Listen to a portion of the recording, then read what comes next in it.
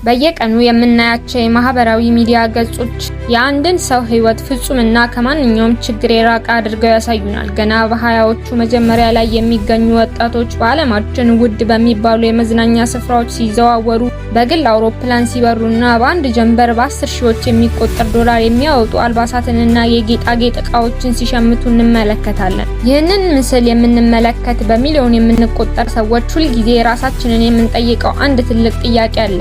ይህ ሁሉ የቅንጦት ህይወት በምን ገንዘብ ነው የሚሸፈነው? የማህበራዊ ሚዲያ ተከታይ ማፍራት ወይም ጥቂት የማስታወቂያ ስፖንሰርሺፖችን ማግኘት ብቻ እንዲህ አይነት የቢሊዮነር ህይወት ሊገዛ ይችላል? ወይስ ከጀርባው እኛ የማናውቀው ሌላ የተደበቀ የገቢ ምንጭ አለ? እውነታው ግን ከሚያብረቀርቀው የኢንተርኔት መስታወት በስተጀርባ በጣም ጨለማ፣ አስደንጋጭ እና ሰብአዊ ክብርን የሚፈታተን ሌላ የዓለም ፍታ መኖሩ ነው። ከመጠን በላይ ሀብት ያላቸው ነገር ግን የስነ ምግባርና የሞራል እሴት የሌላቸው ግለሰቦች ገንዘባቸውን ተጠቅመው ሰብአዊ ክብርን የሚያረክሱና ከተፈጥሮ ውጪ የሆኑ ፍላጎታቸውን የሚፈጽሙበት ምስጢራዊ ዓለም አለ። ከማህበራዊ ሚዲያ ብልጭልጭ ህይወት በስተጀርባ ያሉትን እውነተኛ ምስክሮች፣ የተጎጂዎችን ኑዛዜና ወጣት ሴቶች ሳያውቁት የሚወድቁበትን ስውር የዝሙትና የመበዝበዝ ወጥመድ በጥልቀት እንመረምራለን። ይህ ተራ ወሬ ሳይሆን የብዙዎችን ህይወት እያጠፋ ስላለው ዘመናዊ የሰዎች ንግድ ግንዛቤ የምንፈጥርበት ነው። ይህ ስውር እና አደገኛ የሰዎች ንግድ የሚጀምረው በጣም ቀላልና ምንም ጉዳት የሌለው በሚመስል አቀራረብ ነው። ደላሎች ወይም በሀብታሞች የተወከሉ ግለሰቦች በማህበራዊ ሚዲያ ላይ ተለይተው የታወቁ ውብ የሆኑ ነገር ግን ከፍተኛ የገንዘብ ፍላጎት ያላቸውን ወጣት ሴቶች መርጠው በግል መልእክት ያናግሯቸዋል። ግብዣው መጀመሪያ ላይ ፍጹም ህጋዊና ማራኪ ይመስላል። በሚቀጥለው ሳምንት በምናዘጋጀው ትልቅ የቪአይፒ ፓርቲ ወይም የቅንጦት መርከብ ምርቃት ላይ የክብር እንግዳ እንድትሆኚ እንፈልጋለን። የቪአይፒ የጉዞ ቲኬትሽ፣ ባለ 5 ኮከብ ሆቴል መኖሪያሽ እና ሁሉም ወጪዎችሽ ተሸፍነዋል። እዚያ በመገኘትሽ ብቻ ከ10,000 እስከ 20,000 ዶላር ክፍያ ይፈጸምልሻል። ብዙ ወጣቶች ይህንን ሲያዩ ቀላል የሞዴሊንግ ስራ ወይም የማስታወቂያ ማስተዋወቅ ስራ ይመስላቸዋል። በሀገራቸው ካለው ኢኮኖሚያዊ ጫና ለመላቀቅ እና ለአንዴና ለመጨረሻ ጊዜ ህይወታቸውን ለመቀየር ሲሉ ግብዣውን ይቀበላሉ። ነገር ግን ጉዞ ከተረጋገጠ በኋላ የንግግሩ ይዘት ቀስ በቀስ መቀየር ይጀምራል። ደላሎቹ ተራ ስራ ሳይሆን የባለሀብቱ የተለዩ ፍላጎቶችን ማሟላት እንዳለባቸው ፍንጭ ይሰጣሉ። እዚህ ላይ ነው ትልቅ ወጥመድ ያለው። ተጎጂዎቹ መጀመሪያ ላይ አይሆንም ብለው እንዳይመልሱ የተላከላቸውን ቅድመ ክፍያ ገንዘብ ወይም የበረራ ትኬት በማሳየት የስነ ልቦና ጫና ያደርጉባቸዋል። አንዴ ከመጣሽ በኋላ ነገሮች ቀላል ናቸው በሚል ማባበያ ጉዞ እንዲጀምሩ ያደርጓቸዋል። ወደዚህ ስፍራ የሚሄዱ ወጣቶች እዚያ ሲደርሱ የሚገጥማቸው እውነታ ግን ሰብአዊ ክብርን ሙሉ በሙሉ የሚያረክስ ነው። በቅርብ ጊዜ በኢንተርኔት በቲክቶክ እና በዩቲዩብ ላይ እጅግ አነጋጋሪና አስደንጋጭ የሆነ አንድ የኢንተርኔት ቃል በስፋት ተሰራጭቷል። ይህም ዱባይ ፖርታፖቲ ይባላል። ይህ ቃል የመጣ ፖርታፖቲ ወይም ተንቀሳቃሽ የህዝብ ሽንት ቤት ከሚለው ስያሜ ሲሆን ትርጉሙም እጅግ አጸያፊ የሆነውን የሰውን ሰገራና ሽንት የመጠቀም ከተፈጥሮ ውጪ የሆነ ፍላጎትን የሚያመለክት ነው።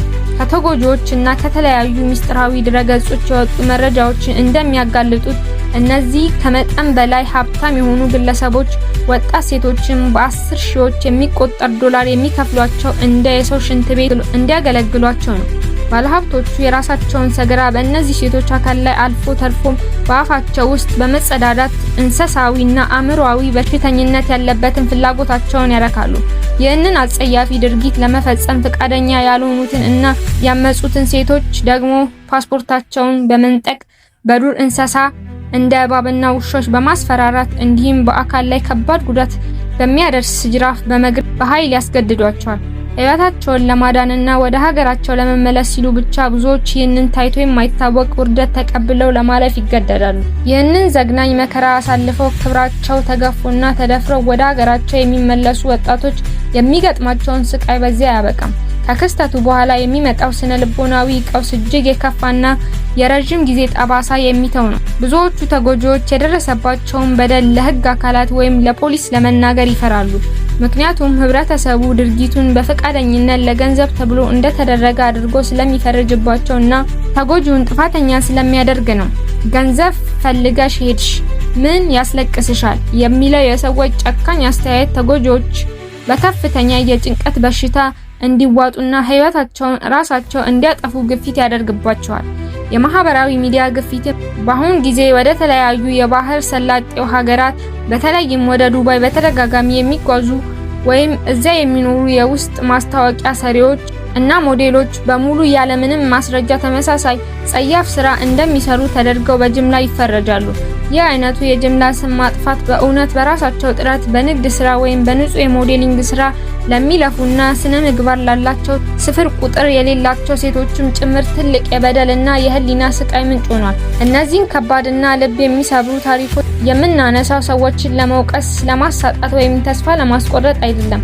ዋናውና ብቸኛው ዓላማችን በዲጂታል ዘመን ውስጥ ያሉትን ስውር ወጥመዶች ማጋለጥ፣ ወጣቶችን ማስተማርና የወደፊት ህይወታቸውን መጠበቅ ነው። ማህበራዊ ሚዲያ የሚያሳየንን የቅንጦት ህይወት አብዛኛውን ጊዜ እውነተኛ ስለሆነ ወጣቶች በፈጣን ሀብትና በቀላል ስራ በሚዘረጉ የወንጀል መረቦች መታለል የለባቸውም። ማንኛውም ወጣት ከሚያውቀውም ይሁን ከማያውቀው ሰው የሚቀርብለትን የውጭ ሀገር ጉዞና ከፍተኛ ገንዘብ ግብዣ ከመቀበሉ በፊት የሚከተሉትን 3 ዋና ዋና ነጥቦች ማስተዋል አለበት። የመጀመሪያው፣ አንድ ስራ ከእውቀትሽ፣ ከችሎታሽ ወይም ከተራ የሞዴሊንግ አገልግሎት ውጪ በአንድ ጀንበር በ10 ሺዎች የሚቆጠር ዶላር የሚከፍል ከሆነ ከጀርባው ሌላ ስውር ፍላጎት መኖሩን 100% መጠርጠር ያስፈልጋል። በነፃ የሚሰጥ ምንም አይነት የቅንጦት ህይወት የለም። ሁለተኛ፣ ወደ ውጭ ሀገር ከመጓዞ በፊት የጉዞ ዓላማ የሚቀጥሩት አካላት ህጋዊ ድርጅት መሆናቸውንና የተፈረመ ህጋዊ የስራ ውል መኖሩን ማረጋገጥ አለቦት። በተለይ በግል መልእክት የሚላኩና ሚስጥራዊነት የሚጠይቁ ግብዣዎች ሁልጊዜም አደገኛ ናቸው።